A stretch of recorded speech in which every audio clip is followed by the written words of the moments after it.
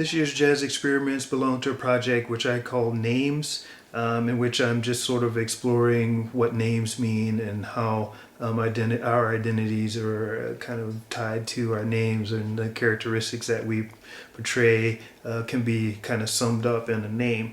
And this particular song is called Son of My Troubles. Son of My Sorrows is a name that was given to a kid that was born as the mother was dying. And so it just kind of struck me as like, wow, you name your kid something like that. It's like, what are you setting that kid up for life, right? So anyway, I just wanted to create a song based off of whatever feelings that I had. And this is actually a free form composition. Basically, for me, it's a composition without a safety net. I didn't have any preconceived notions about what it would be, what the melody would sound like, if there was going to be a melody at all. The only requirement for this one was that I just play and compose whatever I felt. And so hopefully you'll enjoy this one. This is, again, it's called Son of My Trouble.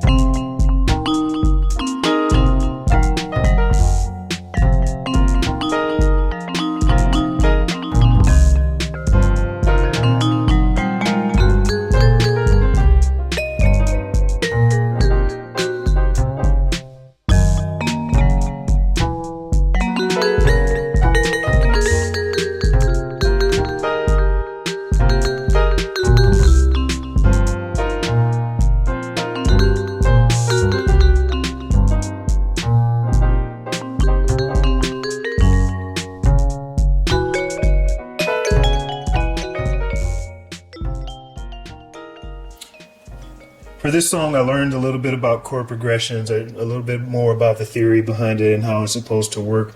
And so let me kind of show you some of the things that I understand about it. First off, if you take a scale, any scale, and you start, it doesn't matter which key you choose. In this case, I'm going to start here. And I will number this number 1, and then a regular scale, 2, 3, 4, 5, 6, 7, 8. That was terrible. Okay, 1. Okay, and I can make a chord out of that, and it doesn't matter what type of chord you make. I'm just going to choose one that sounds like this. Okay, in this song. But the bottom line is that this is your 1 chord in whatever key it might be and what scale. So, and then 1, 2, 3. So 2. This is my 2 chord in here. All right. So notice there's exactly the same number of keys in between the fingers. So that's the cool thing about chord progressions is once you've got, so you start with 1, then the fingers are still spread apart the same width, and then when you go to 2, the fingers are still apart the same width. And in this case, in this song, I moved from 1 to 2 to 6, I think to 2, and then back to 1. So this is literally 6. So if I actually count it up, 1, 2, 3, 4, 5, 6. You notice I'm 6 up on an octave, but then it's the same note all the way down here. So we call that 6. So in this, I did throw in one little bit of a wrinkle. I actually changed keys somewhere in the middle. So I did like a 1, and then I did the 2. And then I moved up a half step. Just take a listen. You'll hear how I kind of interplayed. I played some wrong notes on purpose to kind of create this feeling of tension. And then also played some notes, wrong notes that weren't intentional, but I really liked the way that they fit in at the end. So, I left them in. Anyway, I do appreciate the time that you spent listening to me talk about this and listen to me work through my own struggles with trying to learn how to compose music. And I do appreciate your time and your compliments as well as your criticisms and suggestions. This is Kenneth signing out. And just remember to take care that your name isn't tarnished. Peace.